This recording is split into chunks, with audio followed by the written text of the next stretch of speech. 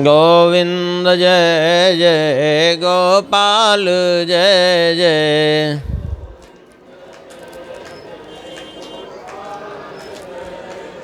श्री राधा रमण हरि गोविंद जय जय।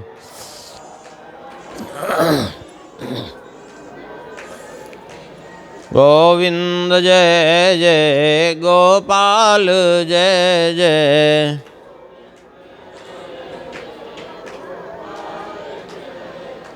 श्री राधा रमण हरि गोविंद जय जय।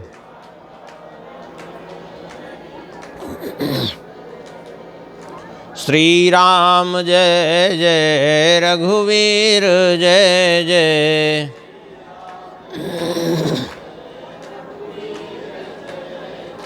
सीतारमण श्री रघुनाथ जय जय।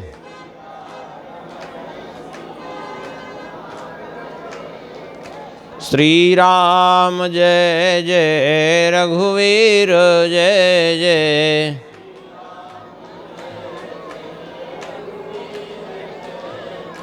सीतारमण श्री रघुनाथ जय जय।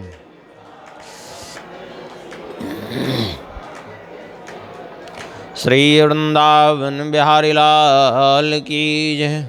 श्री राधा श्याम सुंदर भगवान की जय। श्री सीताराम चंद्र भगवान की जय।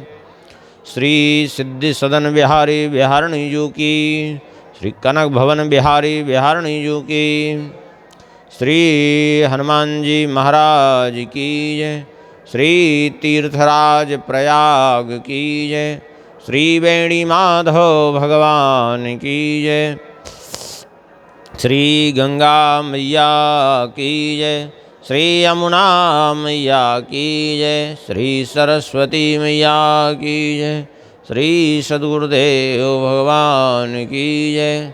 तीर्थराज प्रयाग के समस्त तीर्थों की जय। श्रीमद् रामचरितमानस जी की जय। श्री महर्षि वाल्मीकि जी महाराज की जय। श्री गोस्वामी तुलसीदास जी महाराज की जय। सब संत भगवान की जय। जय जय श्री सीताराम। जय जय श्री राधे श्याम। नमः पार्वती पतये हर हर महादेव। हरिशरणम परम मंगलमय परात्पर अखिलेश्वर अकारण करुणावरुणालय भक्तवांछा कल्पतरु भगवान की महती कृपा करुणा से हम लोग श्री रामचरितमानस जी के माध्यम से भगवान के दिव्य पवित्र चरित्रों का स्मरण कर रहे हैं। कल के प्रसंग में श्रवण किए थे, श्री राम जी ने सबको उपदेश दिया था। ये मानव जीवन का उद्देश्य क्या है, इस मानव जीवन को पाने का फल क्या है।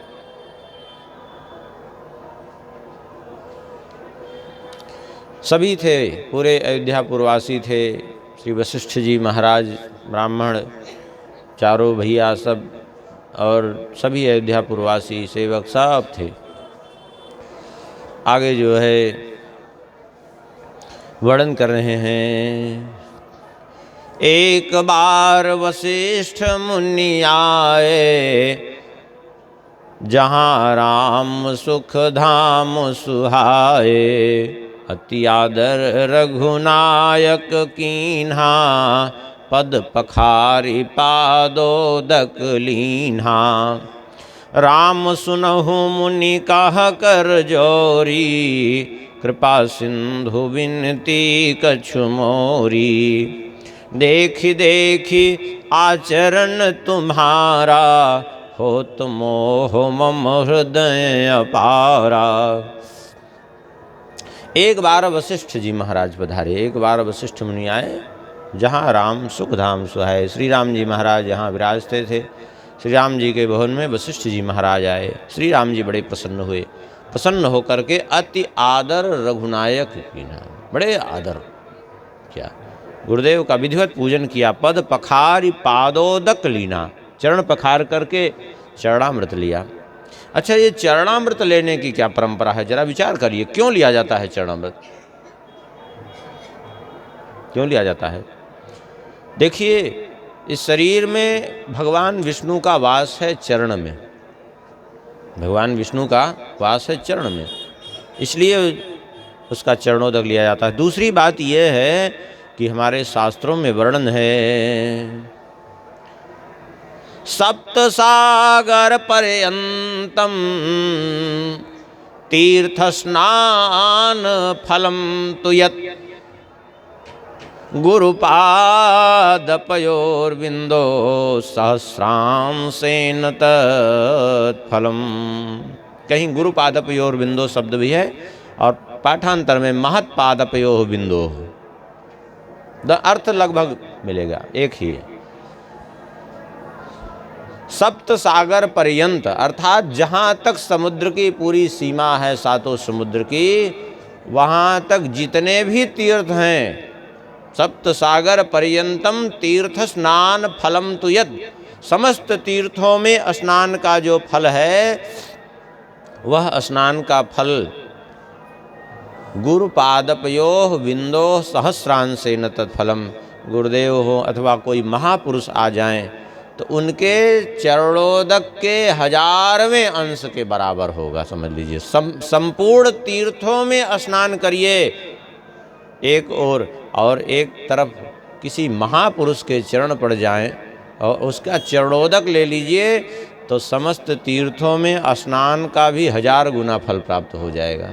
ये हम नहीं कह रहे हैं, ये भगवान शंकर जी ने शिव संहिता में भगवती पार्वती जी से कहा है, गुरुपादपयोः बिंदो सहस्रांशेन तत्फलम।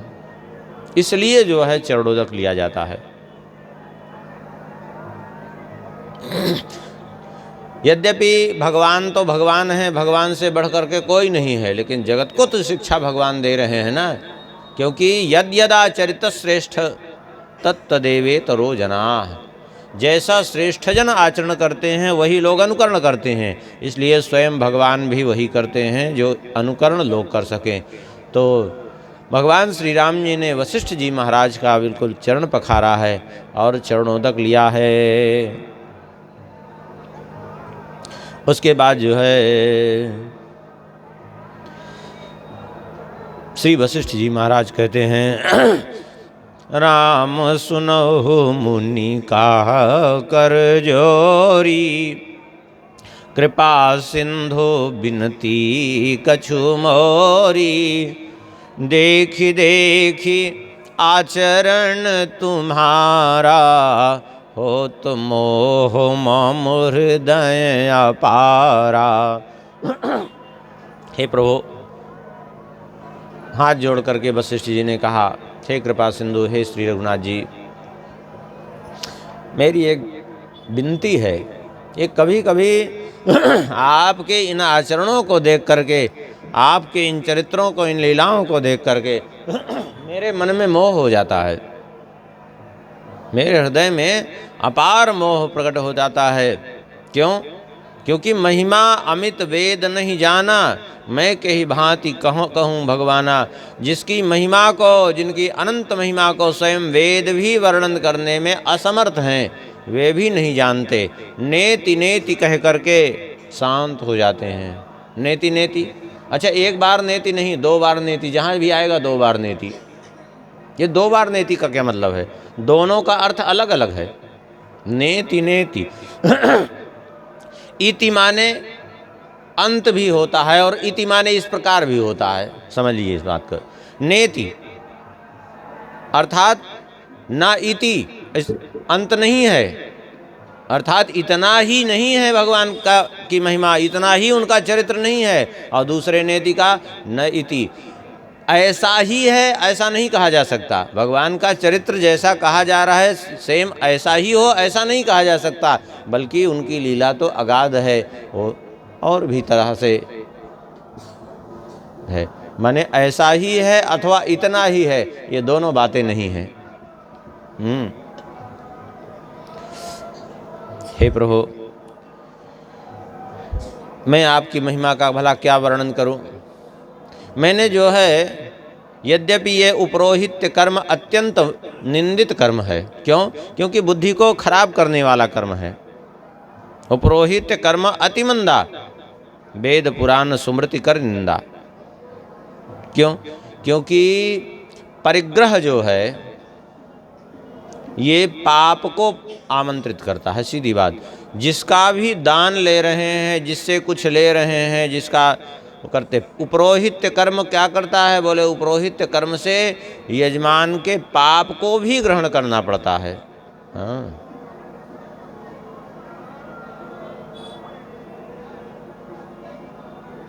इसलिए अत्यंत निंदनीय कर्म है। अब अच्छे अच्छों की बुद्धि भी खराब कर देता है उपरोहित्य कर्म। बहुत से ऐसे प्रमाण भी हैं। इसलिए कहते हैं ये अत्यंत निंदनीय कर्म उपरोहित्य कर्म, जिसकी वेद पुराण स्मृति सभी निंदा करते हैं। मैं इस उपरोहित्य कर्म को नहीं ले रहा था। उस समय जब न लेऊं मैं तब विधि मोही, कहा लाभ आगे सुत तो ही। तब स्वयं श्री ब्रह्मा जी महाराज ने हमसे आगे कहा कि देखो, तुम ये उपरोहित्य कर्म ले लो, इससे तुम्हारा आगे बहुत बड़ा लाभ होगा। क्या लाभ होगा? बोले परमात्मा ब्रह्म नर रूपा, होई ही रघुकुल भूषण भूपा। जब स्वयं परमात्मा, स्वयं परब्रह्म जब मनुष्य रूप धारण करके इस धराधाम पर अवतार लेकर के आएंगे, तो उस समय और अवतार लेकर के वे रकुल नायक अयोध्या के नरेश बनेंगे, अयोध्या के राजा बनेंगे। उस समय जो है तुम्हें इसका लाभ होगा। क्यों? क्योंकि पौरोहित्य कर्म लेने से फायदा ये होगा कि जो कर्म जो है तुम दुनिया के लिए कर रहे हो, यही कर्म तुम्हारा सब भगवान के लिए भी करना पड़ेगा। तो भगवान के लिए करने के कारण तुम्हारा जीवन धन्य हो जाएगा। कहते हैं तब मैं हृदय विचारा जोग यज्ञ व्रत दान, जा कहूँ करिए सो पईहों धर्म न ऐसम आन। ये मान करके कि जो भी योग यज्ञ व्रत दान आदि किया जाता है, उसका फल क्या है? आपकी प्राप्ति, आपके साथ संबंध जुड़ जाए किसी भी तरह से, यही उसका फल है। इससे बढ़कर के कोई धर्म नहीं है। और इस भाव से जो है, इसको स्वीकार करने से हमें इसका लाभ हो जाएगा। क्यों? क्योंकि आपके साथ हमारा गुरु शिष्य का संबंध जुड़ जाएगा। इसलिए हमने ना चाहते हुए भी स्वीकार किया।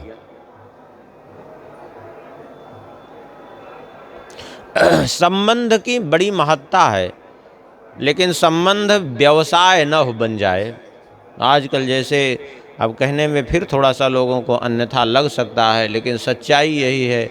आजकल संबंध को एक व्यवसाय बना के रख डाला है लोगों ने।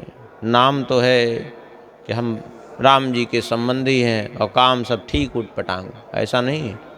संबंध की महत्ता क्या है, जरा विचार करिए। संबंध की महत्ता ये है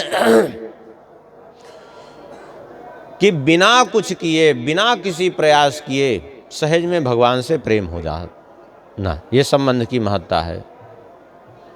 नहीं समझे? ऐसे समझिए, जैसे एक लड़का एक लड़की दोनों एक दूसरे को कभी देखे नहीं थे, कभी जानते नहीं थे, लेकिन आपस में उनका विवाह हो गया। संबंध बनते ही, पति पत्नी होते ही दोनों में आपस में सहज में प्रीति हो गई, जबकि कभी एक दूसरे को जानते भी नहीं थे। ये संबंध की महत्ता है कि बिना कुछ किए उनमें आपस में प्रीति हो गई। ऐसे भगवान से अपना संबंध जोड़ लें, लेकिन वो संबंध जो है अंतर हृदय से हो, नाटकपन न हो। हाँ, भगवान हमारे ये हैं तो हैं, जो भी आप मान लीजिए उनको, वो तो सब बनने को तैयार हैं। केवल जरूरत है आपको स्वीकार करने की। सच्चाई यही है। कहते हैं प्रभु, इसीलिए मैंने जो है इस निंदित होते हुए भी इस पौरोहित्य कर्म को स्वीकार किया। क्यों? बोले जप तप नियम जोग निज धर्मा, श्रुति संभव नाना शुभ कर्मा। अच्छा, एक बात और कह दें, पौरोहित्य की बात आ गई तो पुरोहित के लक्षण क्या होने चाहिए, पुरोहित में गुण क्या होना चाहिए, ये एक विस्तृत विषय है। ऐसा नहीं कि कोई भी पुरोहित बन जाओ, नहीं तो फिर उसका पाप भी भोगना पड़ेगा ही, ये भी समझ लीजिए।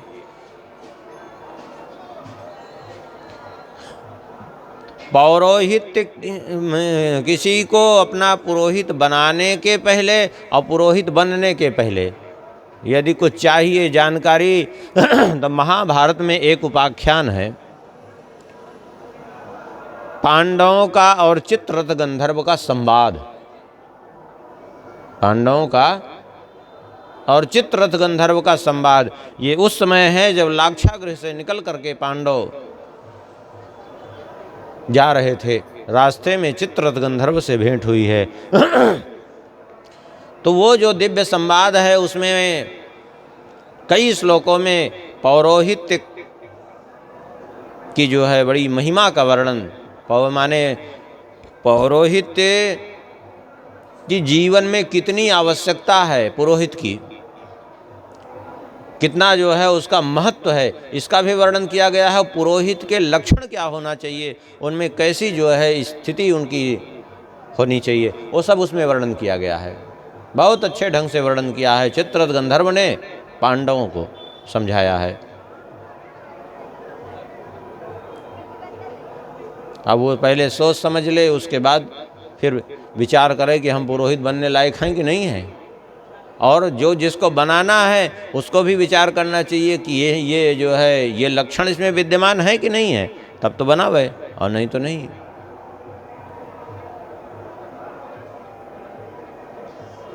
जैसे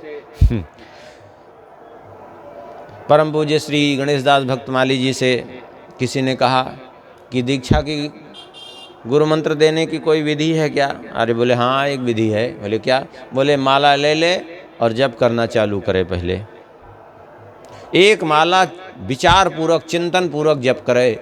क्या जप करे? बोले संपत्ति हरई शोक नहीं हरही, असगुरु घोर नरक मा परही। और फिर विचार करके तो है तब दीक्षा दे कि हम देने लायक हैं भी कि नहीं है, हम किस लिए दे रहे हैं किस लिए नहीं दे रहे हैं, विचार ले तब फिर जो है दे, और नहीं तो न दे। तो ऐसे ही वो पुरोहित बनने के लिए और पुरोहित बनाने के लिए वो दोनों ही बड़ा महत्वपूर्ण अध्याय है। और पूरा प्रसंग ही बड़ा महत्वपूर्ण है, बड़ा लंबा प्रसंग है। तो श्री वशिष्ठ जी महाराज कह रहे हैं, जप तप नियम जोग निज धर्मा, श्रुति संभव नाना शुभ कर्मा, ज्ञान दया दम तीरथ मज्जन, जहाँ लगी धर्म कहत श्रुति सज्जन।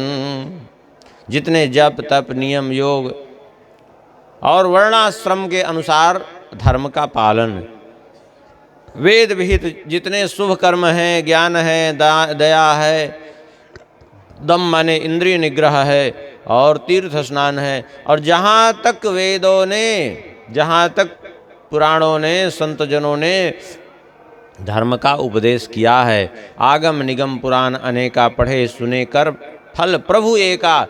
चाहे वेद हो, पुराण हो, शास्त्र हो, सबको सुनने का पढ़ने का एक ही फल है। क्या? बोले तव पद पंकज प्रीति निरंतर,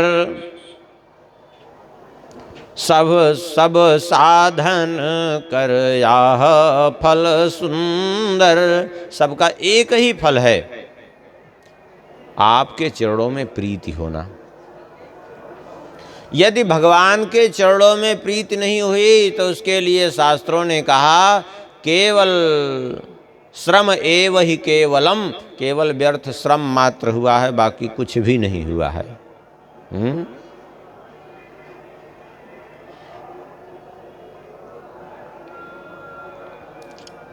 बाकी जो है कोई चाहे कि बिना भक्ति के जीव का कल्याण हो, बिना भक्ति के जीवन में कोई सफलता मिले, कुछ उपलब्धि हो, बोले वो सब कोई मतलब नहीं है। क्यों? क्योंकि साधन जितने कर रहे हैं वो वास्तव में कर्म ही तो हैं। साधन कोई भी हो आखिर कर्म ही तो है, और कर्म सर्वथा निर्दोष कभी नहीं होता है।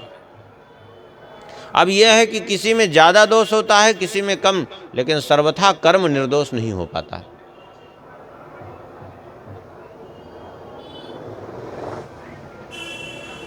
ऐसे ही है, समझ लीजिए, कर्म से जीव की शुद्धि का विचार ऐसे ही है जैसे जो है यथा पंकेन पंकाभ्यः सुरया वा सुराकृतम, जैसे कीचड़ से कीचड़ धुलना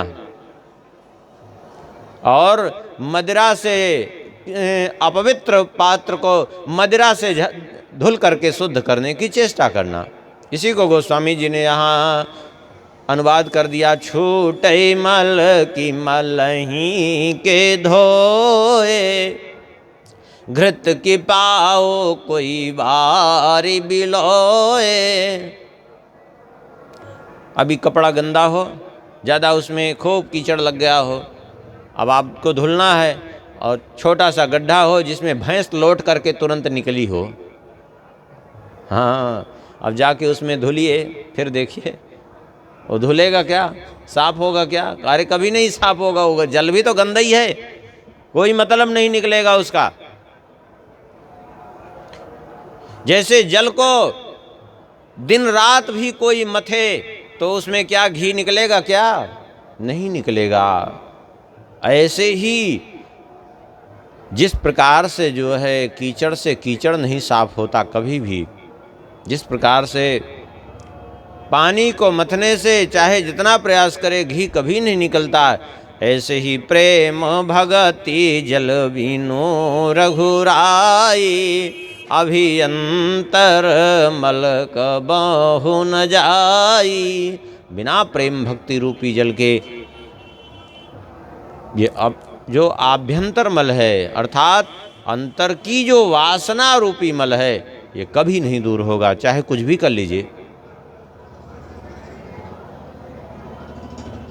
और जब तक अंदर से शुद्धि नहीं हुई है तब तक बाहर से शुद्धि वैसे ही है जैसे कि किसी पात्र में मदिरा भर दीजिए और उसका मुख बंद करके और फिर बैठ जाइए गंगा जी के तट पर, खूब गंगा जी की बालुका से मल मल करके उस पात्र को बाहर बाहर धुलते रहिए, अंदर मदिरा भरी रहे। क्या पात्र शुद्ध होगा क्या? कभी नहीं शुद्ध होगा, क्योंकि भीतर ही मदिरा भरी है। ठीक इसी प्रकार से जब तक अंतर की शुद्धि नहीं होगी तब तक बाहर की शुद्धि किसी भी प्रकार से अपेक्षित नहीं है, किसी भी प्रकार से वो आपका कल्याण नहीं कर सकती। देख लीजिए, प्रत्यक्ष कितने प्रमाण, हजारों लाखों प्रमाण मिलेंगे। रावण आदि ने तपस्या कर करके क्या नहीं किया? हिरण्यकशिपु पूरा शरीर एकदम जो है दीमक खा गए, बताओ।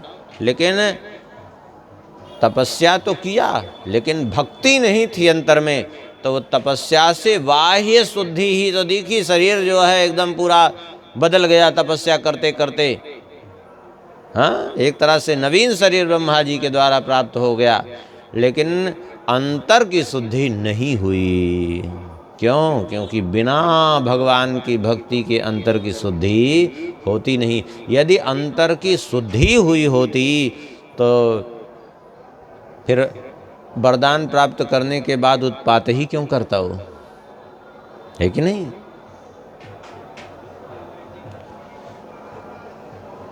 सर्वज्ञ कौन है?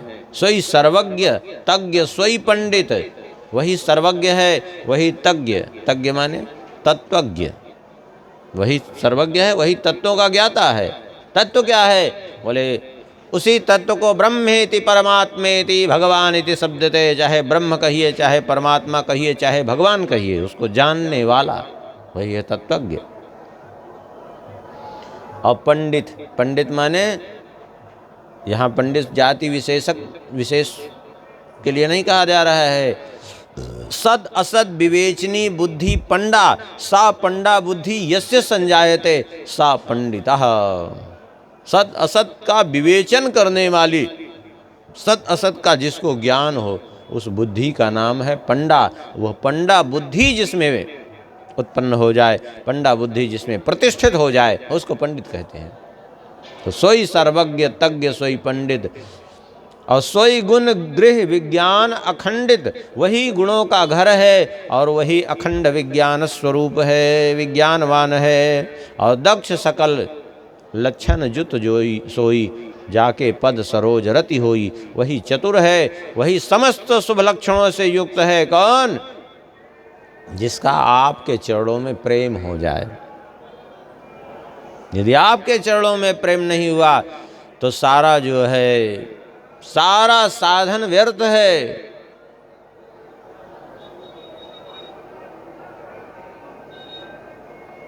इनसे लगन नहीं तो बिरथा दंड कमंडल करवा। यदि इनसे लगन नहीं हुई भगवान से तो दंड कमंडल करवा भी धारण करना ही भी व्यर्थ हो जाएगा, किसी काम का नहीं रह जाएगा। क्या मतलब रह जाएगा उसका?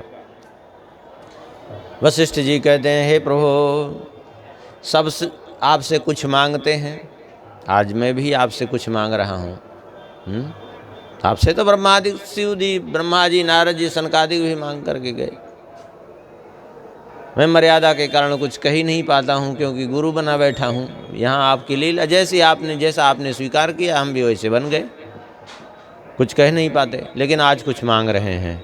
नाथ एक वर मांगो, राम कृपा कर दे हो, जन्म जन्म प्रभु पद कमल, कबहु घटे जनने हो। यही एक वरदान दे दीजिए हे श्री राम जी, कृपा करके, कि जन्म जन्मांतर हमें उसकी चिंता नहीं है कि हमारा जन्म हो, हमें बस केवल यही चाहिए कि आपके चरण कमलों में प्रीति कभी कम न हो, निरंतर बढ़े। अस कहि मुनि वशिष्ठ गृह आए, कृपा सिंधु के मन अति भाए, हनुमान भरतादिक भ्राता, संग लिए सेवक सुखदाता। ऐसा कह करके श्री वशिष्ठ जी तो अपने भवन में चले गए। श्री राम जी बड़े प्रसन्न हुए। इसके बाद जो है हनुमान जी, भरत जी, लक्ष्मण, शत्रुघ्न जी, इनको साथ में लेकर के श्री राम जी महाराज पुनि कृपालपुर बाहर गए, गजरथ तुरग मगावत भय।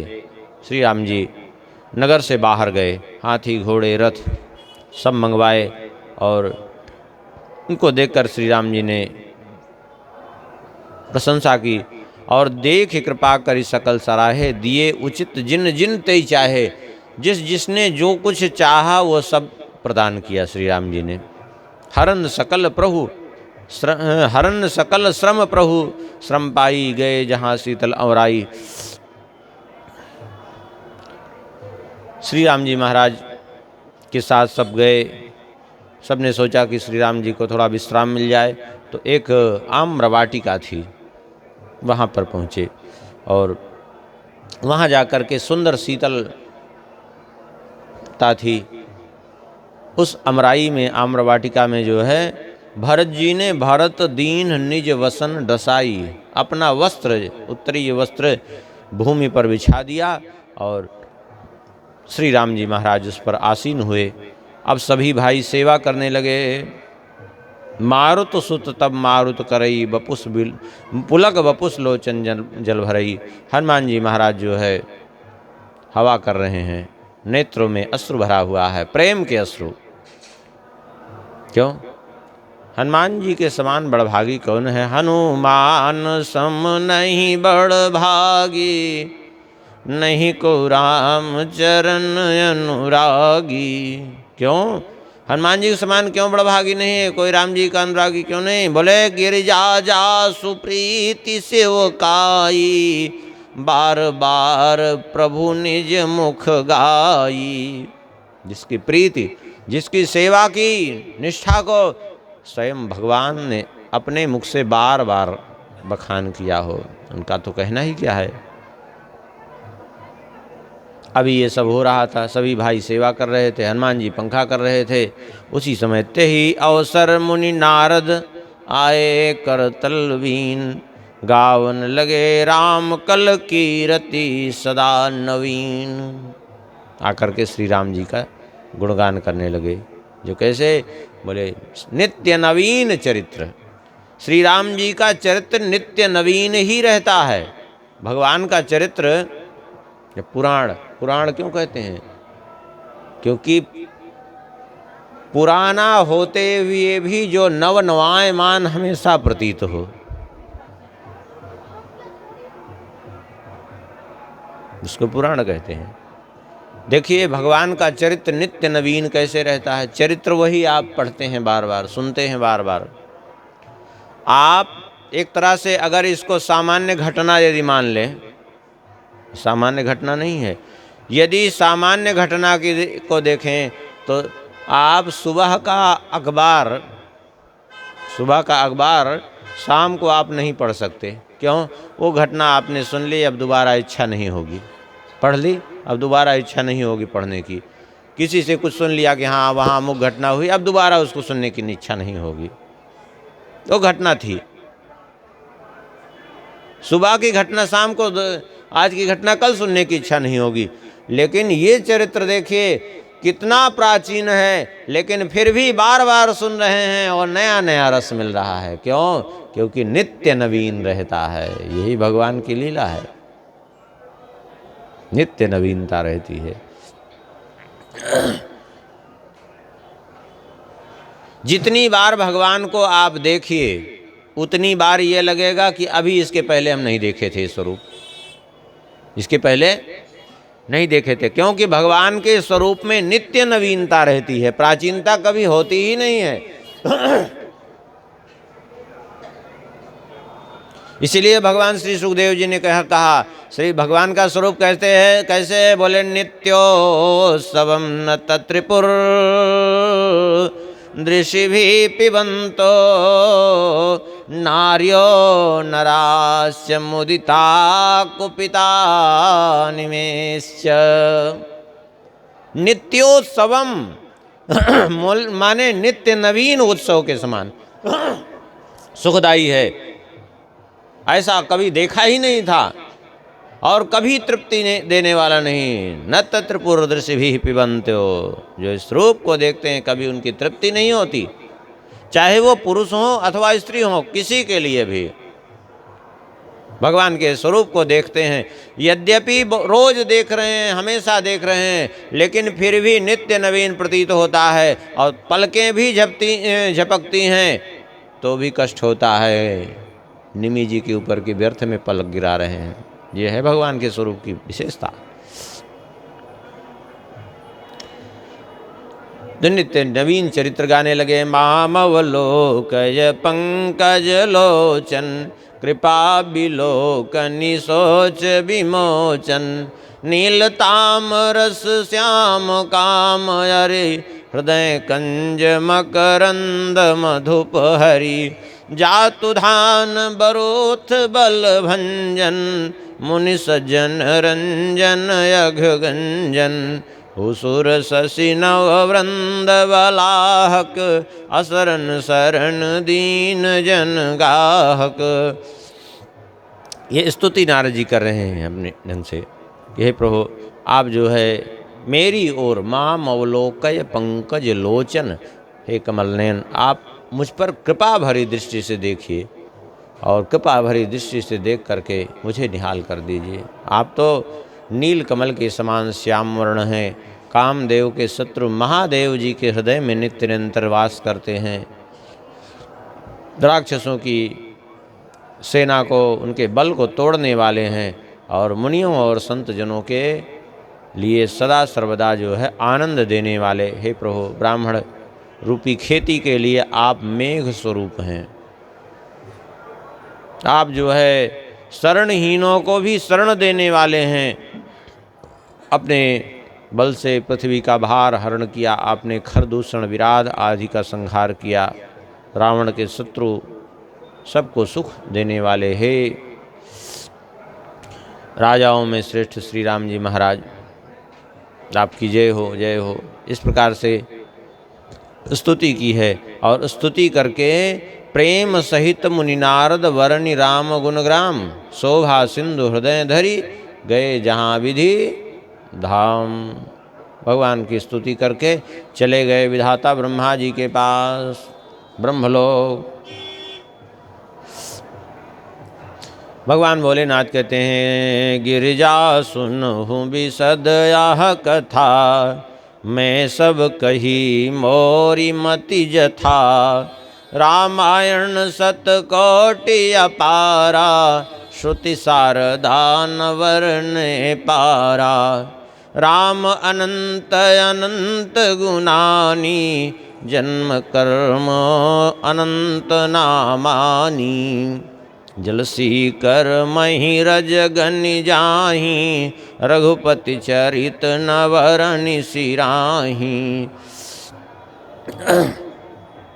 कहते हैं, हे गिरिजा, ये जो भगवान की दिव्य निर्मल कथा है, इसको मैंने अपने मति के अनुसार यथामति वर्णन किया।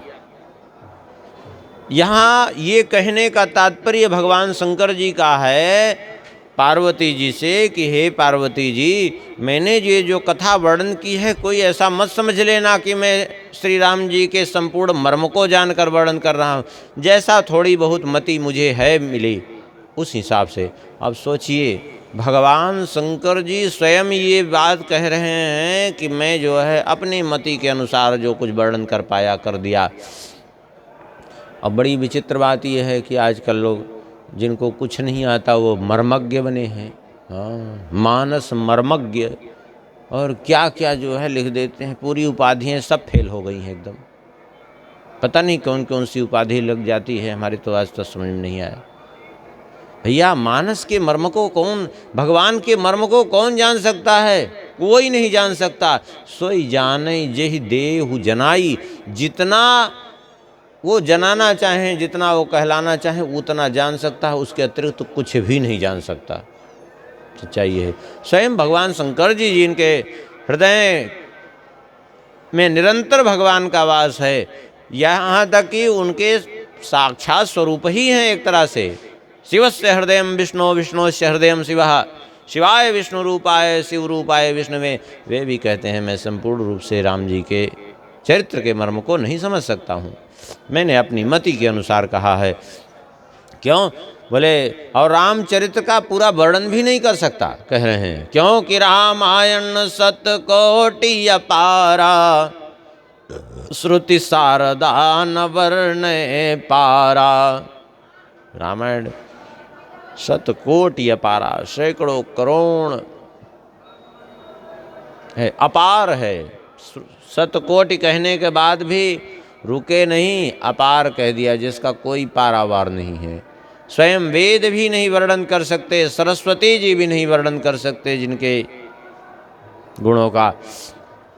और भगवान शंकर जी ने कहा कि ये समझ लो कि जल सीकर मही रज गनी जाही, रघुपति चरित नवरानी सिराही।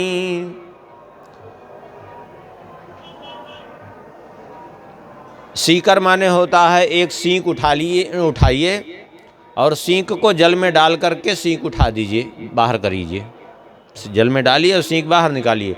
अब जो सींक के अग्रभाग में जो जल की छोटी सी बूंद रहती है, उसको सीकर कहते हैं। अब उतनी बूंद गणना कोई करे कि पूरे समुद्र में कितनी बूंद है, कर पाएगा क्या? कभी नहीं कर पाएगा। समुद्र की कौन कहे, तालाब की बूंदों को नहीं कर पाएगा वो, है कि नहीं? लेकिन कह रहे हैं भगवान शंकर जी, कदाचित इस संपूर्ण सृष्टि में जितना जल है उसके एक एक सीकर को भी कदाचित गिन ले, और संपूर्ण पृथ्वी के धूल कणों को भी कोई गिन ले, तो भी रघुपति चरित न वर्णिस राही। कदाचित यद्यपि ये संभव नहीं है, लेकिन फिर भी कोई इसको भी असंभव कार्य को यदि संभव कर दे तो भी राम जी के चरित्र को जो है वर्णन करके पार कर जाए, ये संभव नहीं है, क्योंकि उनके अनंत चरित्र हैं जिनका कोई अंत नहीं है। विमल कथा हरि पद दायनी, भगति होई सुनन पायनी। तब फिर प्रश्न खड़ा हुआ कि आखिर में फिर श्री राम जी का जब चरित्र इतना विस्तृत है कि उसका वर्णन संभव नहीं है, तो ये जो थोड़ा वर्णन किया जा रहा है, ये क्यों किया जा रहा है, इसकी आवश्यकता क्या है? भगवान शंकर जी कहते हैं ये जो है आवश्यकता ये है कि ये कथा जो है हरिपद दायिनी, ये भगवान के चरण कमलों को देने वाली है, भगवान के परम पद को प्रदान करने वाली है ये कथा। और इस कथा को सुन करके भगति होई सुन अनपायिनी, इसको श्रवण करने से अनपायिनी भक्ति प्राप्त होती है। अनपायिनी माने कभी अलग होने वाली न हो, भगवान से कभी जो विमुख न हो, अविचल भक्ति प्राप्त होने जाती है। उमा कह्यूँ सब कथा सुहाई, जो भुसुंडी खगपति सुनाई। हे उमा पार्वती जी, मैंने वो सब कथा केवल आपको उतनी ही सुनाई है, पूरी कथा नहीं सुनाई है, उतनी ही कथा आपको सुना दे जितना कागभूषुंडी जी ने गरुण जी को सुना दिया था, बस। कथा तो इतनी विस्तृत है कि वो वर्णन ही संभव नहीं है। कछुक राम गुण कह्यो बखानी, अब का कहूँ सो कहो भवानी। उसी में कुछ कह दिया, अब और क्या सुनना चाहती हो। मानस में परम धाम गमन की कथा वर्णन नहीं की है, क्योंकि राम जी नित्य हैं, सर्वत्र हैं। वो परम धाम गमन क्या, अयोध्या में भी वो नित्य ही राम जी ही राजा हैं।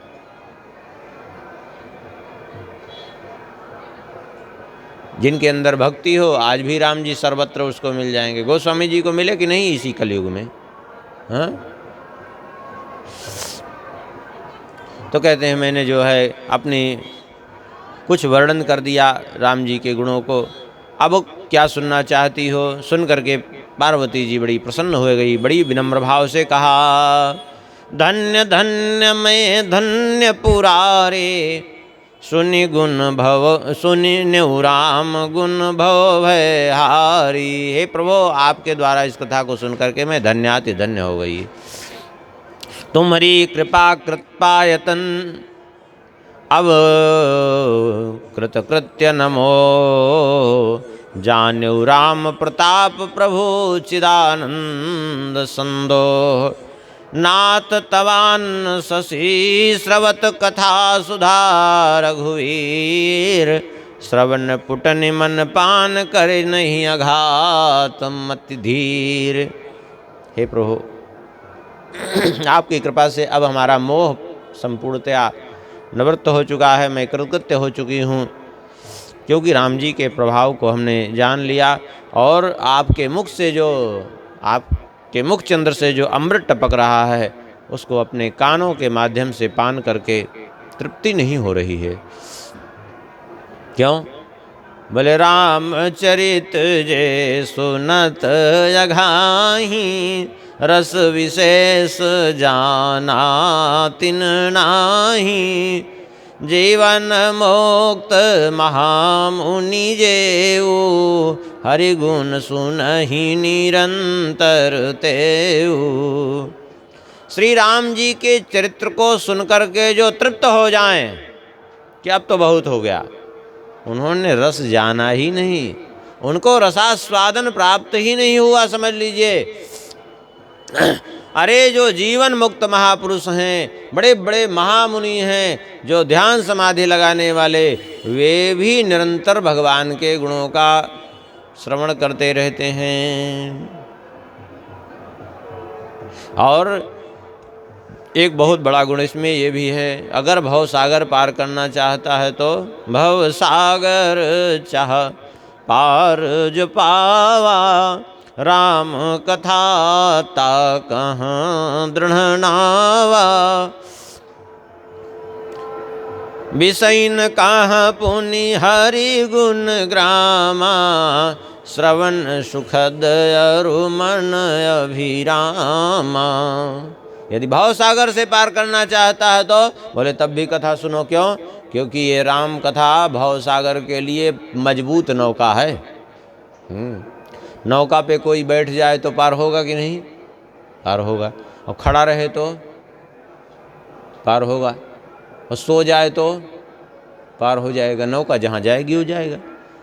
इसका अर्थ ये मत समझ लीजिए कि हम कह रहे हैं खड़े हो जाइए अथवा सो जाइए। कथा में सोने खड़े होने की नहीं कही। एक बात बताई जा रही है कि नौका में आरूढ़ व्यक्ति चाहे जैसे भी रहेगा पार तो हो ही जाएगा। ऐसे भगवान की कथा है, कैसे भी आप उसको ग्रहण करेंगे पार तो हो ही जाएंगे। भगवान की कथा की विशेषता है ये।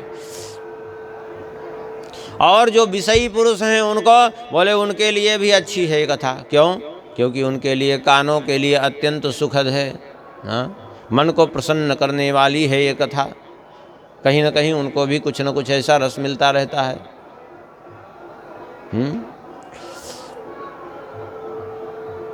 श्रवणवंत असको जगमाही, जाहि न रघुपति चरित्र सुहाही। ऐसा कौन है जिसके कान हो राम जी का चरित्र उसको अच्छा न लगे सुनने में? अब नहीं अच्छा लग रहा है तो फिर तो वो जड़ है। कान होते हुए भी बहरे के समान है वो।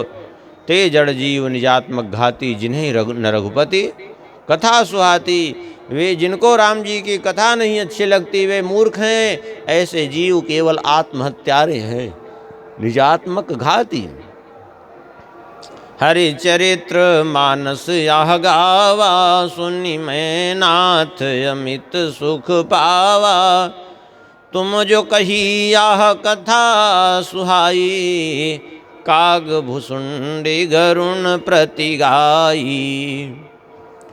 आपने जो रामचरितमानस वर्णन किया सुन करके मुझे असीमित सुख मिला है, जिसका मैं वर्णन नहीं कर सकती। लेकिन एक बात आपने जो कही कि ये चरित्र कागभूषुंडी जी ने गरुण जी को सुनाया था, तो कृपा करके इसके संबंध में मैं जानना चाहता हूँ। बिरति ज्ञान विज्ञान दृढ़ राम चरण अति नेह, वायस तन रघुपति भगति मोहि परम संदेह। अर्थात कौए का शरीर गरुण उनको कागभूषुंडी जी को प्राप्त हुआ, और उस कौए के शरीर में भी इतना दृढ़ वैराग्य ज्ञान विज्ञान जिनमें भरा हुआ है, और श्री राम जी के चरणों में इतनी प्रबल प्रीति, आखिर इनको कैसे प्राप्त हुई? सुन करके मुझे थोड़ा सा संशय है। कृपा करके इसका भी निवारण कर दीजिए। संशय क्यों है? बहुत बढ़िया बात पार्वती जी कहती हैं, नर सहस्र मह सुनाहु पुरारी, को एक होई धर्म व्रतधारी। धर्मशील कोटिक मह कोई, विषय विमुख विराग रत होई। हजारों मनुष्यों में कोई एकाध दो निकलते हैं जो धर्म व्रतधारी, धर्म का निष्ठापूर्वक पालन करने वाले, निष्ठापूर्वक व्रत का निर्वहन करने वाले होते। हजारों में कोई। देख लीजिए आज भी संसार में दुनिया में लोग तो बहुत हैं, लेकिन कितने लोग धर्म के मार्ग पर चल रहे हैं? जरा विचार करिए, कहाँ चल रहे हैं? अरे यहाँ तक कि जो धर्म का चोला पहने घूम रहे हैं वही नहीं चल रहे हैं, दूसरे की कौन कहे। धर्मशील कोटिक मह कोई, करोड़ों करोड़ों धर्मात्माओं में, अब पहली बात तो हजारों में कोई एकाध धर्मात्मा होता है, और उन हजारों धर्मात्माओं में कोई ऐसा, अरे करोड़ों धर्मात्माओं में कोई ऐसे होते हैं जो विषयों से विमुख होते हैं और वैराग्य से युक्त होते हैं। हाँ, ये विषय छोड़ पाना जो है इतना सहज नहीं है। वैराग्य जीवन में आना इतना सहज नहीं है। आजकल तो फ्री फंड में लोग कहते हैं आओ हम तुमको लंगोटी दे देते हैं। विरक्त विरक्ति दे रहे हैं। अरे तुम विरक्ति लाए कहाँ से जो दे रहे हो भैया? तुम्हारे जेब में रखी है क्या? ये विरक्ति भगवान की कृपा से धर्म का पालन करते करते जीवन में विरक्ति हो जाए। विरक्ति कहीं से कोई दे नहीं सकता। विरक्ति माने वैराग्य, वैराग्य माने देखे हुए और सुने हुए समस्त विषयों में तृष्णा का अभाव होना, इसको वैराग्य कहते हैं। केवल वेश बनाना नहीं। हम देखिए वेश तो हम भी बढ़िया बनाए हैं, लेकिन कहीं वैराग्य का नामो निशान नहीं देख रहे हैं। बढ़िया खाए पिए मस्त हैं, क्या वैराग्य? हाँ क्या है? कुछ नहीं है, ठीक नहीं? तब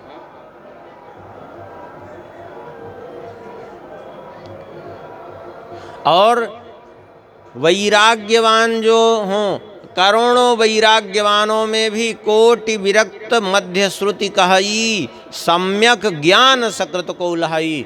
करोड़ों करोड़ों वैराग्य का पालन करने वालों में भी सम्यक प्रकार से ज्ञान कोई कोई पाता है। ऐसा नहीं कि जितने वैराग्य का पालन करने वाले हैं सबको ज्ञान मिल ही जाएगा, भगवान के यथार्थ स्वरूप का बोध हो ही जाएगा, ऐसा निश्चित नहीं है। समझ लीजिए, भगवान के ज्ञान के स्वरूप का ज्ञान तो कोई कोई प्राप्त करता है। और को ज्ञानवंत कोटिक महको, जीवन मुक्त सकृत जग सो। और उन करोड़ों करोड़ों ज्ञानवानों में भी कोई कोई जीवन मुक्त होते हैं। अब समझ लीजिए कि पूरी दुनिया में कितनी संख्या होगी, जरा विचार करिए, कितनी संख्या हो निकलेगी आके?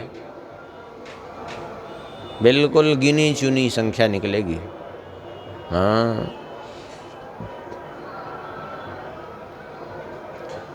और पार्वती जी कहती हैं, 3 सहस्र महु सब सुख खानी, दुर्लभ ब्रह्मलीन विज्ञानी, धर्मशील विरक्त अरु ज्ञानी, जीवन मुक्त ब्रह्म पर प्राणी। हजारों जीवन मुक्तों में भी उस ब्रह्म में लीन विज्ञानवान पुरुष तो और भी दुर्लभ है। और भी दुर्लभ है, जिसके अंदर धर्म भी हो, वैराग्य भी हो, और ज्ञानवान भी हो, जीवन मुक्त भी हो, ब्रह्मलीन भी हो। ऐसा महापुरुष बहुत दुर्लभ है। ऐसा नहीं कि नहीं है, लेकिन दुर्लभ है। कहते हैं ऐसे जो है, जब महापुरुष दुर्लभ हैं, और उसमें भी सबसे ज़्यादा दुर्लभ है सबते सोर दुर्लभ हरि सुरराया, राम भगति रत गत मद माया। कहते हैं उनमें भी सबसे दुर्लभ है श्री राम जी की भक्ति। भक्ति कैसी? बोले जो माया से परे हो, जिसमें माया का कोई स्थान न हो, मद न हो, ऐसी श्री राम जी के परायण हो जाए, भक्ति हो जाए, ये और भी दुर्लभ है। तो ऐसी स्थिति में जो है, ये ऐसी भक्ति सो हरि भगत काग किम पाई, वह भक्ति जो है कौवे अर्थात काग भुसुंडी जी ने कैसे प्राप्त किया? हे विश्वनाथ जी, विश्वनाथ मोहि कहो बुझाई। आप सुनाइए मुझे ये सब कैसे हुआ, क्योंकि सामान्य बात नहीं है ये, कुछ न कुछ तो इसके पीछे कारण होगा। और फिर जब इतनी उच्च कोटि की जिसकी भक्ति है, तो क्या कारण था जो उन्हें कौवे का शरीर प्राप्त हुआ? राम परायण ज्ञान रत गुनागार मति धीर, नात कहूँ के ही कारण पायो काक शरीर। या प्रभु चरित पवित्र सुहावा, कहु कृपाल काग कहाँ पावा, तुम के ही भांति सुना मद नारी, कहु मोहि अति कौतुक भारी। और फिर जब कौवे की योनि में है, तो ये चरित्र उन्होंने कहाँ से सुना, कहाँ से उनको प्राप्त हुआ जो वो सुनाते रहते हैं भगवान का चरित्र? ये भी कृपा करके सुनाइए। और फिर एक बात ये भी बताइए कि आपने किससे ये चरित्र सुना था जो आपने हमें सुनाया। सुन करके मुझे सब बड़ा कौतूहल हो रहा है। अच्छा, और भी कौतूहल इस बात से भी हो रहा है कि गरुण जी कौन हैं? भगवान के वाहन हैं, भगवान के सखा हैं, भगवान के परम भक्त हैं और परम ज्ञानवान भी हैं। गरुण महाज्ञानी गुण राशि, ज्ञानी नहीं जिनको महाज्ञानी कहा जाता है। क्यों? अरे गरुण जी जब चलते हैं तो उनके पंखों से वेद की ऋचाएँ प्रकट होती हैं, वेद ध्वनि प्रकट होती है। गरुण जी कोई सामान्य नहीं है। हाँ, गरुण महाज्ञानी गुण राशि, और गुण की राशि हैं। और हरि सेवक अति निकट निवासी, भगवान के सेवक हैं, अत्यंत निकट निवास करने वाले हैं भगवान के। लेकिन फिर ऐसी स्थिति में गरुण जी जो भगवान के सन्निकट रहने वाले हैं, भगवान के अत्यंत प्रिय हैं, उनके वाहन हैं, फिर तेहि के ही हेतु काग सन जाई, सुनी कथा मुनि निकर विहाई। उन्होंने कागभूषुंडी जी के साथ कथा के सामने जाके कथा सुनी। अरे यदि एक बार ये होता कि बड़े बड़े ऋषि महर्षि हैं उनके सामने जाके कथा सुनते तब तो कुछ आश्चर्य न होता। लेकिन आश्चर्य इस बात का कि गरुण जी जो है कौन है? बोले पक्षी राज। गरुण जी कौन है? पक्षियों के राजा हैं, भगवान के वाहन हैं। और कौआ? बोले कौआ पक्षियों में हीन माना जाता है, सपद होई पक्षी चंडाला। हाँ बताइए। तो गरुण जी उनके पास कथा सुनने गए, ये और आश्चर्य की बात है। तो इसके पीछे कुछ न कुछ तो रहस्य होगा, कोई सामान्य बात नहीं है ये। तो कृपा करके सुनाइए। कहु कवन विधि भाषम बादा, दो हरि भगत काग उर्गादा, गौरी गिरा सुनि सरल सुहाए, बोले शिव सादर सुख पाई। और फिर उनका संवाद कैसे हुआ कृपा करके बताइए। दोनों भगवान के भक्त हैं, गरुण जी भी और कागभूषुंडी जी भी।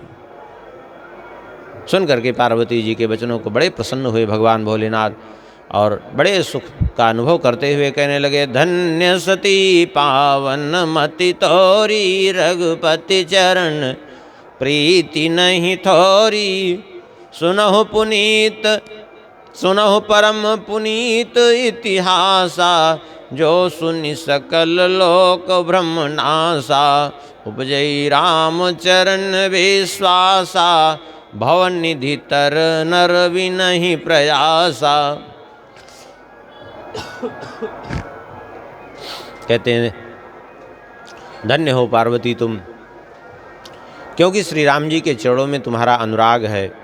तुमने पूछा है तो मैं वह परम पुनीत परम पवित्र इतिहास तुम्हें सुना रहा हूँ, जो सुन करके सारे भ्रमों का नाश हो जाएगा और श्री राम जी के चरणों में सुदृढ़ विश्वास हो जाएगा।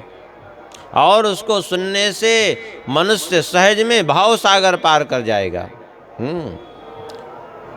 जैसे तुमने मुझसे प्रश्न किया है ऐसे ही प्रश्न विहंगपति कीन कागसन जाए, सो सब सादर कही हूँ सुनह उमा मन लाए। कहते हैं वह सब मैं तुम्हें सुनाऊंगा। ऐसा ही प्रश्न गरुड़ जी ने भी किया था उनसे कि आखिर काग होते हुए भी आपको ये कैसे जो है भक्ति प्राप्त हुई, क्या हुआ, सारी घटनाएं पूछी थी। तो भगवान शंकर जी पूर्व जन्म का सती जी के स्मरण करते हुए कहते हैं, प्रथम दक्ष गृह तव अवतारा, सती नाम तब रहा तुम्हारा। जैसे तुम्हारा पूर्व जन्म में दक्ष के घर में अवतार हुआ था, नाम पड़ा था सती। दक्ष के यज्ञ में अपने अपमान को जान करके तुमने क्रोध में अपने देह का परित्याग किया। उस समय जो है मम अनुचरण कीन मगभंगा, जानहु तुम सो सकल प्रसंगा। मेरे शिवगणों ने सारे यज्ञ को विध्वंस किया, तुम सब कुछ जानती हो, तुमसे छुपा नहीं है। उस समय जो है हुआ ये था कि मैं अत्यंत विकल हुआ और विकल होकर के तब अति सोच भयो मन मोरे, दुखी भयों वियोग प्रिय तोरे। सुंदर बन गिरि सरित तड़ागा, कौतुक देखूं फिरूं विरागा। कहते हैं मेरे मन में बड़ा सोच हुआ, तुम्हारे वियोग से दुखी हो गया और फिर विरक्त भाव से इधर उधर कभी पर्वतों पर विचरण करता, कभी वनों में विचरण करता, कभी नदी तालाबों के सरोवरों पर विचरण करता, और सब जगह में इस प्रकार से विचरण करता हुआ संसार देखता हुआ विचरण कर रहा था। और विचरण करते करते जो है गिरि सुमेर उत्तर दिशि दूरी, नील शैल एक सुंदर भूरी। तासु कनक में शिखर सुहाए, चारु चरित्र मोरे मन भाए। कहते हैं उस समय मैं सुमेरु गिरि के उत्तर दिशा में मैं पहुंच गया। नीलगिरी पर्वत जो बड़ा सुंदर था, और उसके स्वर्णमय शिखर को देख करके मेरे मन में बड़ी प्रसन्नता हुई। और वहीं पर हमने देखा तीन पर एक एक एक बिटप विशाला, बट पीपर पाकरी रसाला। उसके शिखरों पर एक एक बरगद का वृक्ष, पीपल और पाकर आम का वृक्ष। मैंने एक शिखर पर पीपल का वृक्ष, एक शिखर पर बरगद का वृक्ष, एक शिखर पर आम का वृक्ष, एक शिखर पर पाकड़ का वृक्ष, पीपल का वृक्ष। इस तरह से जो है अलग अलग वृक्ष जो है सुशोभित थे। और वहीं पास में शैलो परिसर सुंदर सोहा, मन सोपान देख मन मोहा। और उसी पर्वत के ऊपर एक सुंदर जो है सरोवर हमने देखा, जिसमें सुंदर मणियों की सीढ़ियाँ बनी हुई थी। देख करके मुझे बड़ी प्रसन्नता हुई। हाँ। और उस समय वहाँ जा कर के देखा तो सरोवर का जल बड़ा शीतल, बड़ा निर्मल और बड़ा मधुर था। सुंदर सुंदर कमल खिले हुए थे, और सुंदर हंस उसमें मधुर स्वर से बोल रहे थे, भंवरे गुंजार कर रहे थे। और उसी वन में, उसी पर्वत पर निवास करते थे कागभूषुंडी जी। तेहि गिरि रुचिर बसई खग सोई, तासु नास कल्पांत न होई। माया कृत गुण दोष अनेका, मोह मनोज आदि अविवेका। कहते हैं उसी पर्वत पर कागभूषुंडी जी रहते थे, जिनका कल्प के अंत में भी नाश नहीं होता। माया से रचित जितने दोष हैं वो सभी दोष, चाहे गुण दोष हों, कोई भी, चाहे वो काम हो, क्रोध हो, लोभ हो, मोह हो, ये सब जो है वहाँ रहे व्यापी समस्त जग माही, तेहि गिर निकट कबहु नहीं जाही। संपूर्ण जगत में व्याप्त हैं, लेकिन उस पर्वत के निकट कभी नहीं जाते ये सारे दोष। और अभी भी सब हैं। गोस्वामी जी को व्यास जी लेकर के गए थे वहाँ नीलगिरी पर। अब कागभूषुंडी जी का दर्शन हुआ था गोस्वामी तुलसीदास जी महाराज को। कोई ऐसा नहीं कि बहुत पहले एक महात्मा मिले थे बद्रीनाथ में, और उस ठंडी में भी ऐसे ही एक साल में वो ऐसे घूमते रहते थे।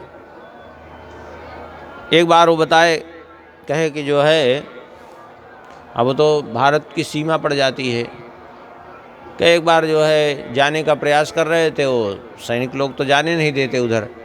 संयोग से थोड़े में तो वहाँ धुंध छा जाता है, कोहरा, कुछ दिखाई नहीं पड़ता। जब दिखाई नहीं पड़ता तो बोले कि जो है उसी धुंध के अवसर का लाभ उठा करके आगे बढ़ गए। तो चलते चलते जो है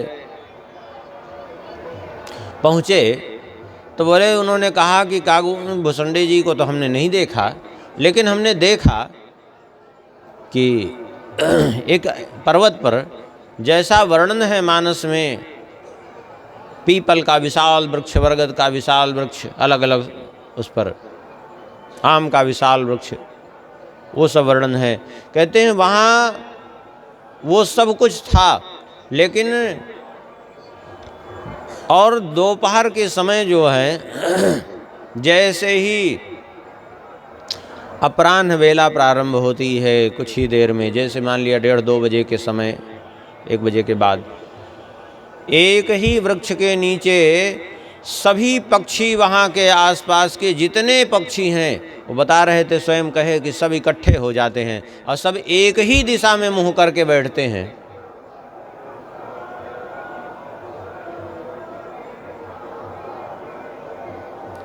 बोले और तो हमें कुछ, वो उन्होंने कहा कि और तो कुछ दर्शन नहीं हुआ, लेकिन इतना देखा कि और बहुत से पक्षी, तब ऐसा प्रतीत हुआ कि लगता है काकभूषुंडी जी यहाँ कथा कहते हैं, ये लोग सुनने के लिए इकट्ठे होते हैं और हमारा ऐसा सौभाग्य नहीं है कि दर्शन हो जाए, ऐसा उन्होंने व्यक्त किया। तो ये सब जो है अभी भी हैं, जो अधिकारी जन हैं वो किसी तरह पहुँच भी जाते हैं, लेकिन यह है कि काकभूषुंडी जी कोई सामान्य नहीं है तो सबको दर्शन नहीं हो पाता।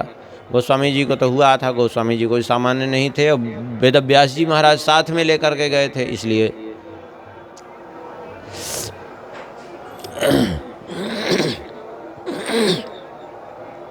कहते हैं तहाँ बसी हरि ही भजई जिम कागा, सो सुन उमा सहित अनुरागा, पीपर तरु तर ध्यान सुधरई, जाप यज्ञ तर पा जाप यज्ञ पा कर तर करई। किस प्रकार से वहाँ रहकर भजन करते हैं सुन लीजिए। पीपल के पेड़ के नीचे तो बैठ कर के ध्यान लगाते हैं, पाकड़ के पेड़ के नीचे जो है जप करते हैं, और आम छाह कर मानस पूजा, आम के वृक्ष के नीचे बैठ कर के मानसिक पूजा करते हैं, और तजी हरि भजन काज नहीं दूजा, क्योंकि भगवान के भजन के अतिरिक्त उनके पास कोई काम नहीं है। अबट तर कह हरि कथा प्रसंगा, आवहीं सुनहि अनेक विहंगा, और बरगद के वृक्ष के नीचे बैठ करके वे कथा कहते हैं काकभूषुंडी जी। बहुत से पक्षी आते हैं सुनने के लिए। रामचरित विचित्र विधि नाना, प्रेम सहित कर सादर गाना, सभी प्रेम से सुनते हैं। कहते हैं सुनहि सकल मति विमल मराला, बसहि निरंतर जेते ही ताला, अब मैं जाय सो जब मैं जाय सो कौतुक देखा, उरूप जा आनंद विशेखा। भगवान शंकर जी कहते हैं वहाँ जो है जो पक्षी हैं वो सब कथा सुनते हैं, और वहाँ निर्मल हंस वाले बुद्धि उस तालाब में निवास करते हैं हंस। और मैंने जब उस स्थान को देखा, भगवान शंकर जी कहते हैं बड़ी प्रसन्नता हुई, और फिर मैंने विचार किया कि जो है अब यहाँ कथा किसके द्वारा हो रही, बोले पक्षी के द्वारा हो रही है, काकभूषुंडी जी के द्वारा। तो पक्षी के रूप में ही यहाँ रहना उचित होगा, क्योंकि जैसा देश वैसा भेष। तो तब कछुकाल मराल तनु धरितः कीन्ह निवास। भगवान शंकर जी कहते हैं मैंने भी हंस रूप धारण कर लिया, और हंस रूप धारण करके कुछ समय वहाँ निवास किया, और सादर सुनि रघुपति गुण पुनियायों कैलाश। और बड़े आदर पूर्वक श्री राम जी के चरित्र को सुन करके, उनके गुणों को सुन करके फिर मैं वहाँ से कैलाश आया। हे पार्वती जी, मैंने वो सब इतिहास तुमसे सुनाया जिस प्रकार से मैं गयो खग पासा, जिस प्रकार से काकभूषुंडी जी के पास गया था। अब वो मैं चरित्र सुनाने जा रहा हूँ जिसके कारण उनको ये कौए का शरीर प्राप्त हुआ। अब सो कथा सुनहु जही हेतु, गयो काग पही खग कुल केतु। गरुण जी क्यों गए अब वो सुना रहे हैं। जब रघुनाथ कीन्हरन क्रीड़ा, समुझत चरित होति मोहि ब्रीडा। इंद्रजीत कर आप बंधायो, तब नारद मुनि गरुण पठायो। हुआ ये था कि श्री राम जी ने जब लंका में युद्ध किया, और उस लंका के युद्ध में मेघनाद के द्वारा जब नागपाश का प्रयोग किया गया, तो उस नागपाश से श्री राम लक्ष्मण बंध गए।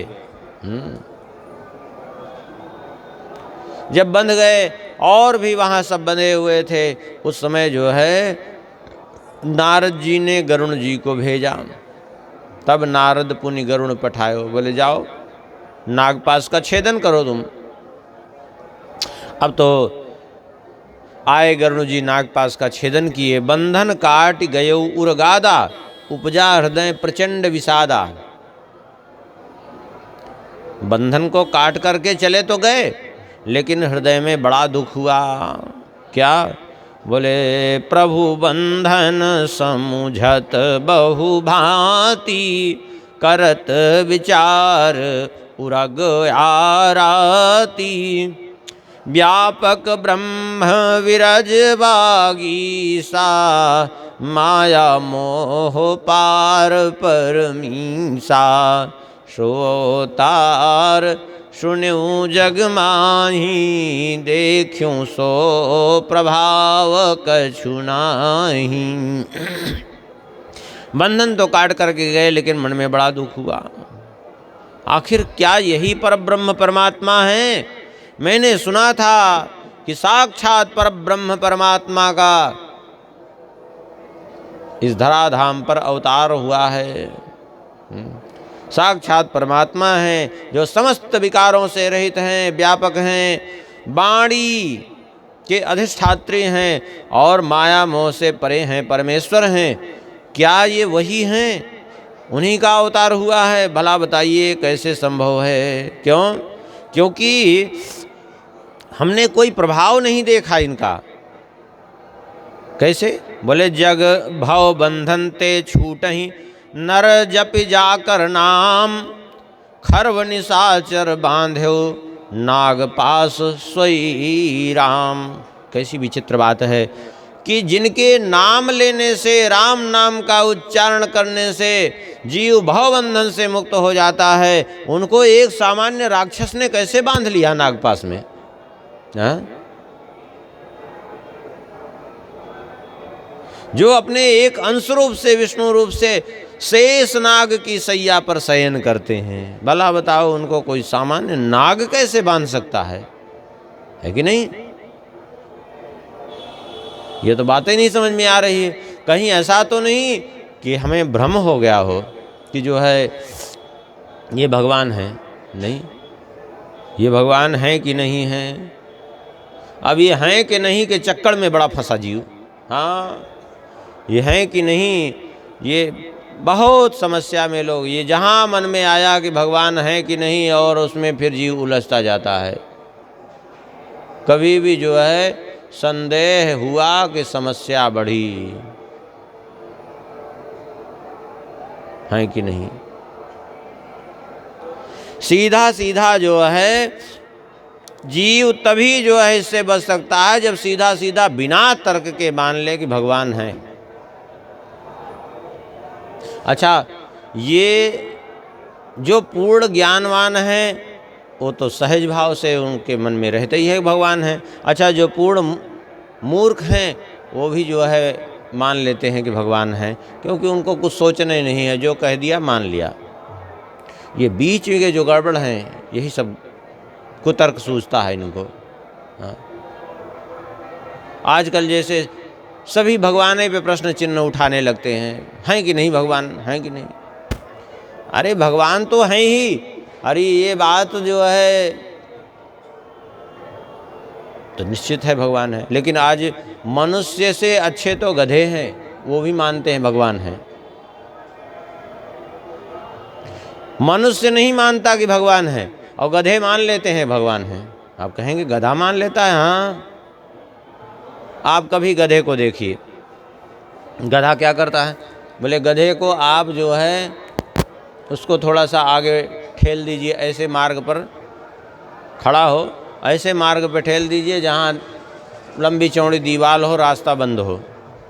अब वो जाएगा। गधा, गधा का स्वभाव होता है वो जो रास्ता पकड़ लेता है, जो एक बार दिखा दीजिए वही रास्ता पे जाएगा। बाकी कुछ सोचता नहीं, वो अपनी बुद्धि लगाता नहीं, क्योंकि वो गधा है। हाँ? अब वो गधे को देखिए आप, जब जाएगा देखेगा सामने दीवाल, तो दीवाल देख करके जो है आगे तो बढ़ नहीं पाएगा। तो वो 3 बार जो है बोलता है वो उस दीवाल को देखकर, हैं कि नहीं, हैं कि नहीं, हैं कि नहीं।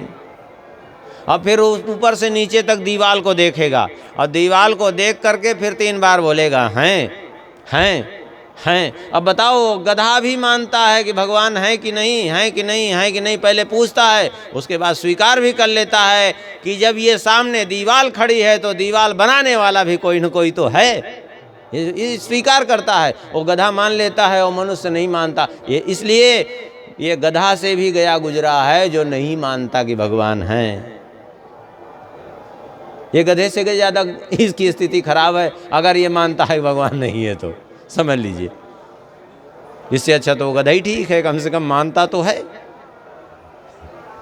हाँ,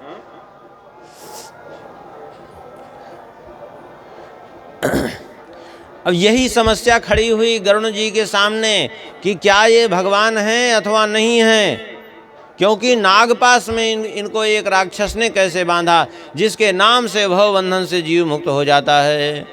अब समझाने लगे अपने मन को, नाना भांति मन ही समझावा, प्रगट न ज्ञान हृदय भ्रम छावा, खेद खिन्न मन तर्क बढ़ाई, भयो मोह बस तुम्हारी ही नाई। भगवान शंकर जी कहते हैं, नाना भांति से अनेक प्रकार से अपने मन को समझाने की चेष्टा की, लेकिन अंतर में हृदय में वो ज्ञान नहीं आ पाया।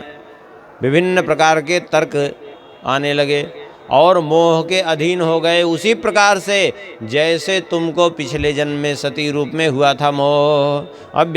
अब उनको नहीं समझ में आया तो फिर गए देवर्षि नारद जी के पास। व्याकुल गयो देवर्षि पाही, कहसी जो संशय निज मन माही। देखिए कितनी विचित्र बात है।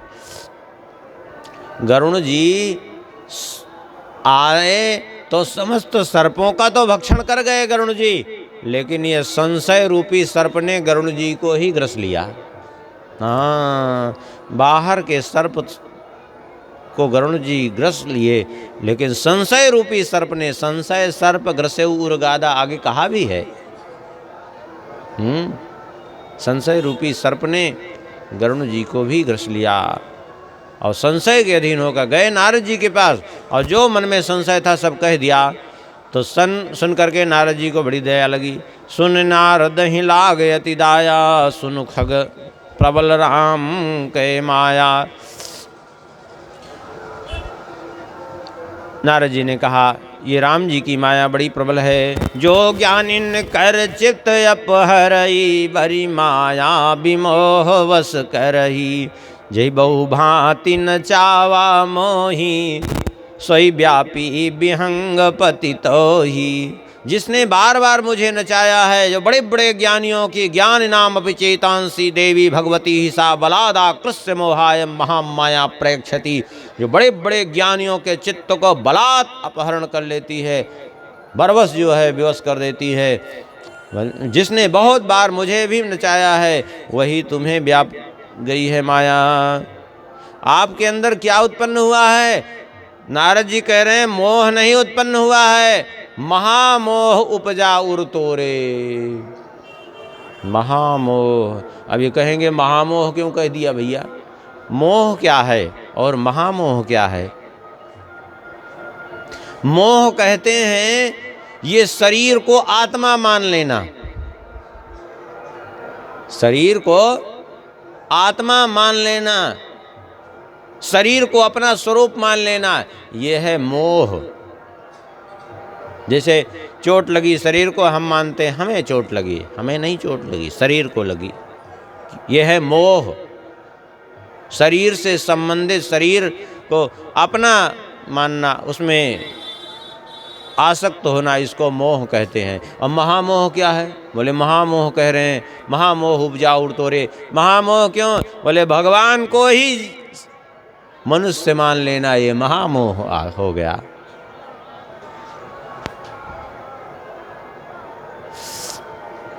कहते हैं ये शीघ्र ही मिटने वाला नहीं। मिटी न बेग कहे खग मोरे, चतुरानन पहि जाहु खगेसा, सोई करहु जहि होई निदेशा। आप एक काम करिए, ब्रह्मा जी के पास जाइए। अच्छा, ब्रह्मा जी के पास चलो। अब तो नारद जी तो वहाँ से चल दिए राम जी का गुणगान करते हुए, हर भगवान की माया का बल बखानते हुए। तब खगपति बिरंचि पहि गयऊ, निज संदेह सुनावत भयऊ। सुनि बिरंचि राम ही सिरुनावा, समुझ प्रताप प्रेम यति छावा। ब्रह्मा जी ने राम जी को प्रणाम किया। हृदय में राम जी के प्रति प्रेम जग उठा। विचार किया ब्रह्मा जी ने, मनमोह करे विचार विधाता, माया बस कब को विद ज्ञाता। माया के अधीन सब हैं। भगवान की माया का अनंत प्रभाव है, जिसने बार बार मुझे भी मोहित किया है। ब्रह्मा जी कह रहे हैं, अग जग में मम जग अग जग में जग मम उपराजा, नहीं आचरज मोह खगराजा। कहते हैं ब्रह्मा जी कि ये सारा संसार मेरा रचा हुआ है, लेकिन जो मैं संपूर्ण संसार को रचने वाला और मैं ही स्वयं मोह में फंस जाता हूँ, तब मैं दूसरे को क्या कहूँ। कोई आश्चर्य नहीं है ये। कहते हैं ब्रह्मा जी ने कहा, देखो हम तुम्हें उपाय बताते हैं, हम तो तुम्हारा ये मोह नहीं दूर कर पाएंगे। जान महेश राम प्रभुताई। भगवान शंकर जी श्री राम जी की महिमा को जानते हैं, आप उनके पास चले जाइए। अब तो वहाँ से गरुण जी उड़ान भरे। बैन ते शंकर पहि जाहू, तात अनत जनि पूछऊ काहू। अन्यत्र कहीं मत पूछना, आप सीधा शंकर जी के पास जाओ, तभी तुम्हारा संशय दूर होगा। अब तो वहाँ से चले। ब्रह्मा जी की वाणी सुनकर के परमातुर विहंगपति, आयो तब मोह पास, जात रह्यो कुबेर गृह रह्यो उमा कैलाश। भगवान शंकर जी कहते हैं, हे देवी, मैं जा रहा था, गरुड़ जी बड़ी उतावली से पहुँचे हमारे पास, और मैं जा रहा तो कुबेर के घर, क्योंकि कुबेर ने बुलावा भेजा था। आप कैलाश में थी, मैं कुबेर के यहाँ जा रहा था। उस समय जो है गरुड़ जी ने आकर के हमसे कहा, ते ही मम पद सादर सिरुनावा, पुण्यापन संदेह सुनावा। सुनिता कर विनती मृदुबानी, प्रेम सहित मैं कहूँ भवानी। आकर के चरणों में प्रणाम किया, अपना संदेह व्यक्त किया। कहते हैं उनकी वाणी को सुनकर के मैंने उनसे कहा, मिलो गरुड़ मार्ग मह मोही, कवन भांति समझाओ तो ही। आप तो मुझे मार्ग में मिले, मैं जा रहा हूँ अभी कुबेर जी के घर, और ये सब चीज़ें मार्ग में समझाने की नहीं होती। तब ही होय सब संशय भंगा, जब बहुकाल करिय सत्संगा। तभी संशय भंग होगा जब बहुत काल तक, बहुत समय तक सत्संग किया जाए। हाँ, इसलिए जो है सुनिय तहाँ हरि कथा सुनाई सुहाई, नाना भांति मुनिन जोगाई। इसलिए आप ऐसी जगह कथा सुनिए जो मुनियों ने विभिन्न प्रकार से गाई है। ऐसी जगह कथा सुनिए जहाँ आपको पर्याप्त समय मिले, पूरी कथा सुनने को मिले। हाँ, जहिमह आदि मध्य अवसाना, प्रभु प्रतिपाद्य राम भगवाना।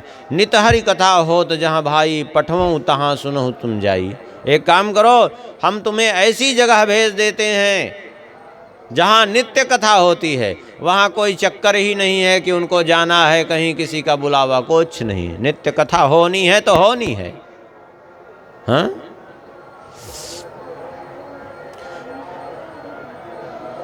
जाई सुनत सकल संदेहा, राम चरण होई अति नेहा। सुन करके तुम्हारा सारा संदेह दूर हो जाएगा और श्री राम जी के चरणों में नवीन अनुराग उत्पन्न हो जाएगा। इसलिए क्योंकि बिनु सत्संग न हरि कथा, तेहि बिन मोह न भाग। मोह गए बिनु राम पद, होई न दृढ़ अनुराग। बिना सत्संग के भगवान की कथा नहीं मिलेगी और बिना कथा के मोह भंग नहीं होगा। और मोह बिना गए श्री राम जी के चरणों में सुदृढ़ अनुराग नहीं होगा। ये बात पक्की बात समझ लीजिए। अब जब तक अनुराग नहीं होगा, मिलहि न रघुपति बिन अनुरागा, किए जोग तप ज्ञान विरागा।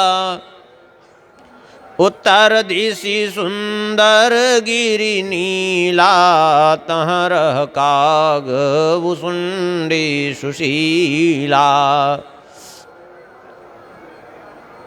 बिना अनुराग के राम जी नहीं मिलेंगे। देखिए, राग और अनुराग अलग अलग है। हाँ, संसार में जो हमारी आसक्ति है, जो मोह जनित आसक्ति है, उसको राग कहते हैं। और भगवान में जो हमारी प्रीति होती है उसको अनुराग कहते हैं।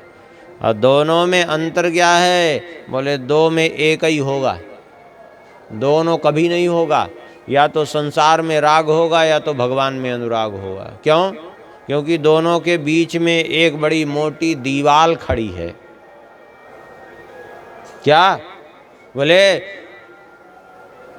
जैसे कमरे के और कमरे के बाहर आंगन हो या बाहर खुला मैदान हो, दोनों के बीच में एक दीवाल हो, तब तो दोनों का विभाजन हो रहा है कि नहीं?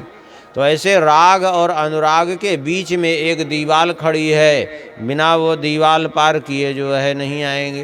ऐसे राग की दीवाल को पार करेंगे तो अनुराग में पहुँचेंगे। वो दीवाल का नाम है वैराग।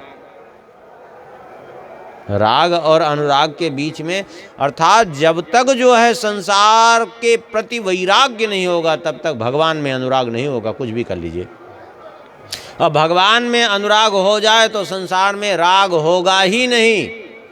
क्योंकि एक साथ कोई कमरे में भी रह ले और बाहर भी रह ले, ये संभव नहीं है। दोनों एक साथ कदापि नहीं होगा। कहते हैं उत्तर दिशा में नीलगिरी पर्वत पर चले जाओ, जहाँ काकभुसुंडी जी रहते हैं, बड़े सुशील हैं। और राम भगति पथ परम प्रवीणा, ज्ञानी गुण गृह बहुकालीना। राम जी के भक्ति में बड़े प्रवीण हैं, ज्ञानी हैं, गुणवान हैं और बहुकालीना, बहुत लंबी आयु है उनकी। क्यों? आयु से यहाँ क्या लेना देना? आयु से लेना देना है, आयु का भी एक अनुभव होता है। हाँ, ऐसा नहीं आजकल जो है कहना नहीं चाहिए 7 वर्ष के बाल सुख, फलनवा वर्ष के 8 वर्ष के बाल सुख करके बैठा देते हैं व्यासपीठ पर। अब उनको खुद ही संसार का भी बोध नहीं रहता। रटी रटाई जो कुछ भी बोल दिए तो बोल दिए, नहीं तो कोई बात नहीं है, जितना रटा दिए। बेचारे कैसे समझावे? वो स्वयं जीवन का अनुभव नहीं किया उन्होंने। स्वयं ज्ञान क्या होता है, वैराग्य क्या होता है जीवन में, सब कुछ पता ही नहीं। भैया ये मार्ग ऐसा है, इस पे चलने के बाद पता चलता है। हाँ, केवल कहने सुनने की बात नहीं है। जैसे आप अयोध्या का वर्णन करना चालू कर दें, अयोध्या कभी न गए हों तो उतना बढ़िया वर्णन कर पाएंगे, जितना लिखा है बोल देंगे। लेकिन सही वर्णन वो कर पाएगा जो अयोध्या गया हुआ हो, कि कहाँ क्या है क्या नहीं है। क्यों? क्योंकि वो अपनी आँखों देखी वर्णन करेगा। तो कहा आप वहाँ चले जाइए, और वहाँ श्री राम जी की निरंतर कथा होती है। बहुत से पक्षी आते हैं सुनने के लिए। जाय सुनहु तहाँ हरि गुण भूरी, होई मोह जनित दुख दूरी। तुम्हारा मोह जनित दुख दूर हो जाएगा। जब मैं जब ते ही सब कथा बुझाई, चलो हरसि मम पद सिर नाई। ताते उमान मैं समझावा, रघुपति कृपा मरम में पावा। भगवान शंकर जी कहते हैं कि मैंने जब कहा और वो समझाया उनको तो वो चल पड़े। मैंने इसलिए उनको नहीं समझाया, ये चरित्र नहीं सुनाया, क्योंकि श्री राम जी की कृपा का मर्म मैंने समझ लिया था। क्या मर्म समझ लिया था? बोले मर्म ये समझ लिया था कि कभी न कभी का गरुण जी का अभिमान है जो श्री राम जी चूर्ण करना चाहते हो ही कीन कबहू अभिमाना सो खोवई चाह कृपा निधाना। उस अभिमान को खोना चाहते हैं। अभिमान को क्यों, कैसे खो रहे हैं? गरुण जी हैं पक्षीराज और सुनने कथा किससे जा रहे हैं? सपद होई पक्षी चंडाला, अत्यंत हीन पक्षी कौवे से। हाँ, ये अभिमान दूर करना है भगवान को। ये मैंने मर्म समझ लिया और भेज दिया। दूसरी बात ये थी, इसलिए भी भेज दिया कि कछु तेहि ते पुण्य में नहीं राखा, समुझे खग खग ही के भाषा। पक्षी की भाषा पक्षी जितना समझ सकते हैं, पक्षी को पक्षी की भाषा जितना बढ़िया समझ में आएगी, दूसरे की उतनी समझ में नहीं आएगी। क्योंकि जो जिस क्षेत्र में है उस क्षेत्र का वो ज़्यादा जानकार है, उस क्षेत्र को अपने हिसाब से वो समझाएगा। लेकिन सामान्य दूसरा कोई नहीं। अच्छा, कोई बड़ा विद्वान हो, मान लिया खूब, अब वो पूरा व्याख्या जो है आप भागवत सुनने लगिए, अब वो सीधा जो है व्याख्या संस्कृत में ही पूरा करना चालू कर दे। हाँ, जैसे महापुरुषों ने टीकाएं लिखी, श्रीधर स्वामी आदि ने, तो उन्होंने हिंदी तो लिखी नहीं, संस्कृत के संस्कृत में पूरा व्याख्या। आप बताओ समझ में आएगा क्या? भाई आपको उस स्तर का विद्वान चाहिए जो आपको समझा सके। वक्ता कौन है? उत्तम वक्ता कौन? जो छोटी से छोटी मति और बड़ी से बड़ी मति के व्यक्ति को सबको समझा सके, तब तो ठीक है, और नहीं तो कोई मतलब नहीं निकलेगा। कहा इसलिए भी मैंने समुझे खगही के भाषा, इसलिए भी मैंने जो है भेज दिया। प्रभु माया बलवंत भवानी, जाहि न मोह कवन अस ज्ञानी। भगवान की माया बड़ी बलवान है, कौन है जिसको मोहित न कर दे? हाँ, स्वयं गरुण जी ज्ञानी भगत शिरोमणि, त्रिभुवन पति कर जान, ताहि मोह माया नर पावर करही गुमान। जो त्रिभुवन के स्वामी हैं स्वयं भगवान, उनके जो वाहन है गरुण जी, उनको भी ये माया मोहित कर देती है, तो सामान्य मनुष्य किस गिनती में है?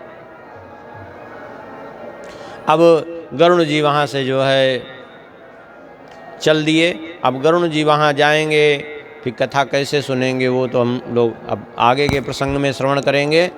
और